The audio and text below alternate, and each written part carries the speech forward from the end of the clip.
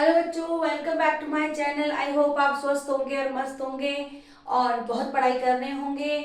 बहुत अच्छे से आपकी पढ़ाई चल रही होगी और आप मैंने पहले वाले जो वीडियो मैंने अपलोड किए हैं वो आपने देखे होंगे और आपने समझे होंगे।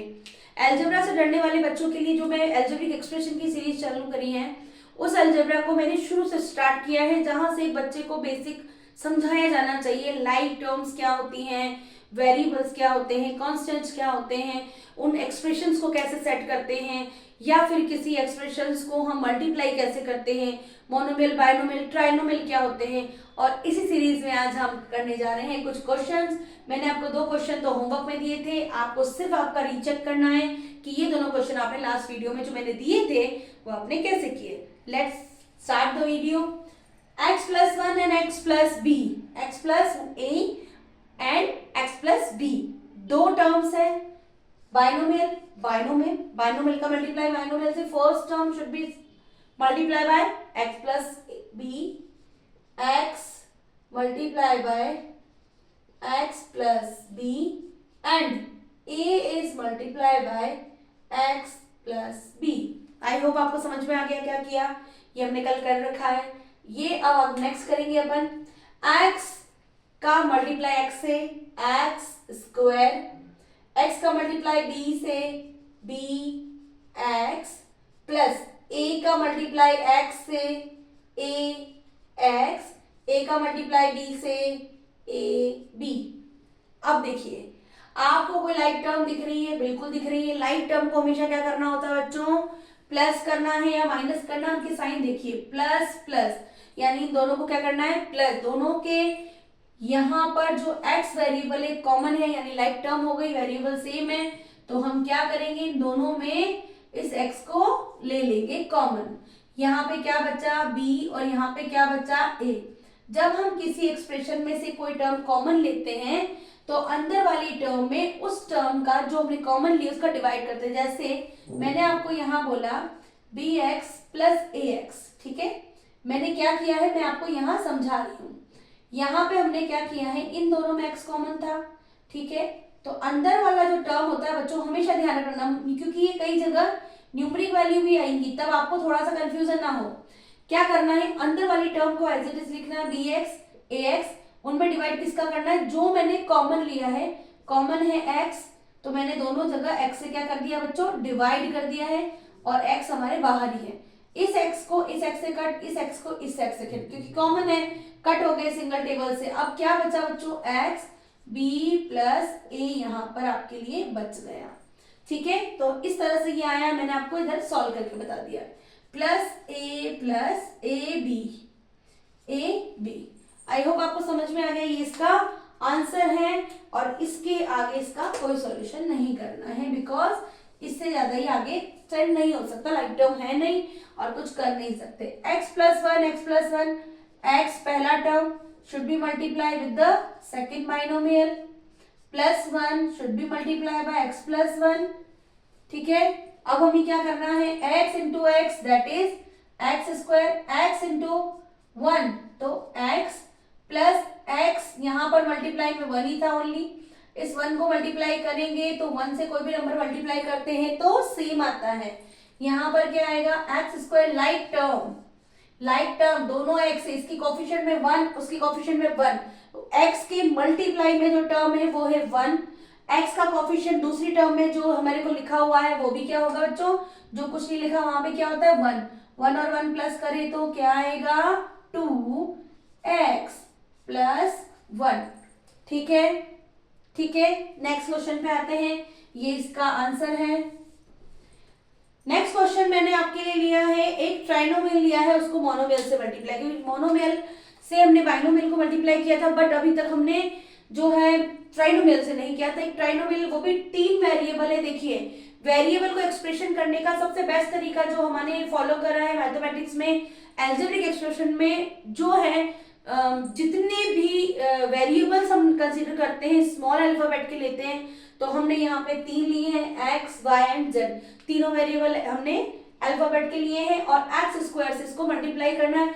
इस एक्स स्क्वायर की जगह कुछ और भी नंबर हो सकता था, ठीक है, तो वो पॉसिबल है। तो आपको क्या लेना है, x square into x plus x square into y, तीसरा मल्टीप्लाई करेंगे एक्स स्क्वायर इंटू जेड, तो आपके पास क्या आएगा x की पावर 2 और x की पावर 1, तो कितना हो गया बच्चों, प्लस हो जाती है पावर, x की पावर 2 और x की पावर कुछ नहीं है तो 1, तो इनकी दोनों की पावर क्या करनी है अपन को, प्लस करनी है, तो x की पावर क्या होगी बच्चों 3 हो गई, क्या करनी है 2 + 1 करनी है, वो हो गई 3, x की power 2 dot y plus x की पावर 2 z। आई होप समझ में आ गया है आपको, कोई दिक्कत हो तो आप मुझे कम से कम एक कमेंट मार दीजिएगा, कमेंट कर दीजिएगा कि हमें आप जो मोनोमेल और ट्राइनोमेल बता रहे थे हमें वापस समझा दीजिए, मैं वापस समझा दूंगी।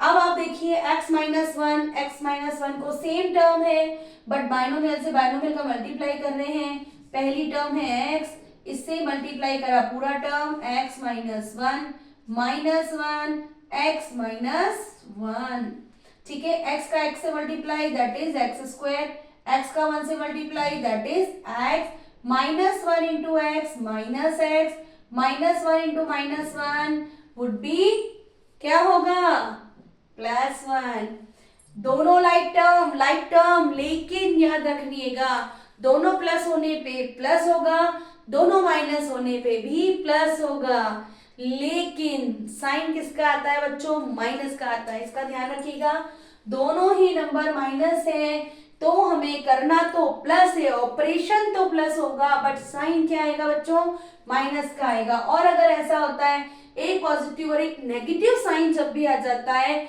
तो हमें जो है ऑपरेशंस तो हमेशा नेगेटिव करना है यानी माइनस करना है, बट साइन जो होगा उसमें जो ग्रेटर नंबर होगा, जो भी साइन बड़े नंबर का होगा वही हमें अप्लाई करना है, वही हमें लगाना है। देखिए यहाँ पे दोनों माइनस है तो क्या हो जाएगा एक्स स्क्वायर माइनस प्लस यानी कि 2x हो गया, 1 और 1 कितना हो गया 2x हो गया, और यहाँ पे साइन है माइनस और यहाँ पे लगाया हमने +1। ये इनके सॉल्यूशन है बच्चों, ये तीनों चारों क्वेश्चन मैंने आपको करा दिए हैं। इन चारों क्वेश्चन में अगर आपको कोई दिक्कत आती है तो आप मुझे जरूर बताइएगा। देखिए मैं मैथ्स का जितना लेवल जान रही हूँ, एनसीईआरटी ने पहले से लेवल बहुत लो कर दिया है, बट चीजें ना कंसेप्ट वही का वही चल रहा है। आपकी जो नई बुक पब्लिश होनी है या उसके पार्ट 1 या पार्ट 2 आने, तो उसके अंदर जितना भी कंटेंट अभी मैंने देखा है based on the last previous book है। बट बच्चों मैंने आपको पहले भी किसी वीडियो में कह दिया है, बार बार नहीं कहना चाहिए, ये एनसीईआरटी के ऊपर एक ब्लेम होगा कि सिलेबस उस अकॉर्डिंग नहीं है कि हमारे बच्चे अब इंजीनियर बने। मेरा खुद का बेटा भी है, मैं नहीं कह सकती कि वो इस सिलेबस को पढ़ के मैं उसे आईआईटी क्रैक करवा लूंगी या कुछ। हर साल बच्चे रोते हुए बाहर निकलते हैं एग्जाम्स में, कंपटीशन के लिए बच्चों को तैयार करने के लिए लेवल नहीं है। कंपटीशन देखो, अब जनरेशन जो थी वो मेंटली प्रिपेयर थी कि उन्हें अब कंपटीशन में पार्ट लेना है, अब बिल्कुल एंथुसियाज्म दूसरे बच्चों से वो कंपेयर करने लगे थे, अब जाके उनको एक एनर्जी लेवल डेवलप हुआ था, अब वो एनर्जी लेवल बिल्कुल डाउन हो गया है। पढ़ने का कोई सिस्टम नहीं रहा है, बच्चे होमवर्क में क्या करें, क्वेश्चंस किस लेवल के हैं, लैंग्वेज बहुत टफ कर दी है और क्वेश्चंस का लेवल नहीं है। क्वेश्चंस का लेवल नहीं होने के बाद भी हमारे जो क्वेश्चंस हैं वो बहुत इजी हैं बट उनका लेवल नहीं है।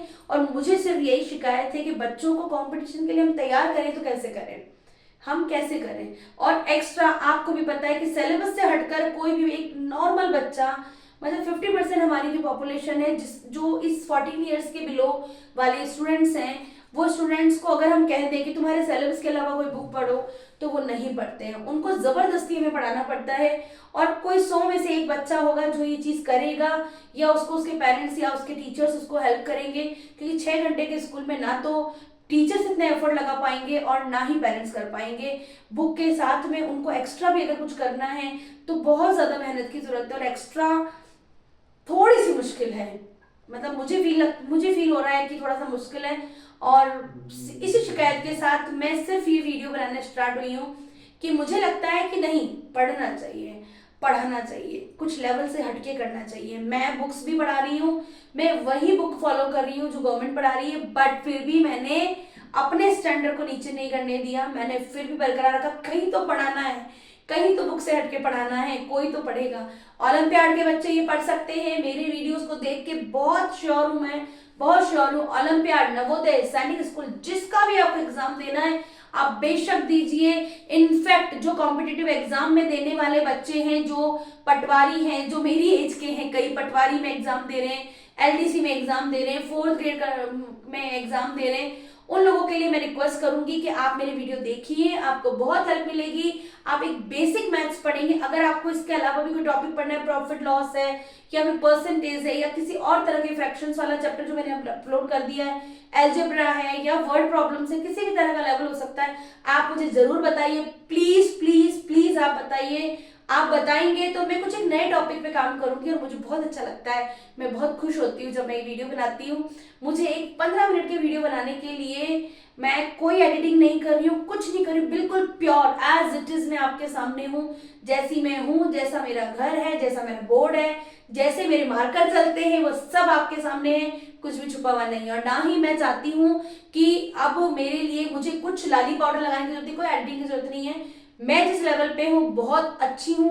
सिर्फ ये चाहती हूँ कि लोग अपने अंदर कुछ अच्छा करने की कोशिश करें। वो बच्चे जो मुझे देख के पढ़ना चाहते हैं, प्लीज पढ़ें। 5 मिनट का लेक्चर सिर्फ आपके लिए। Thank you so much. Bye bye.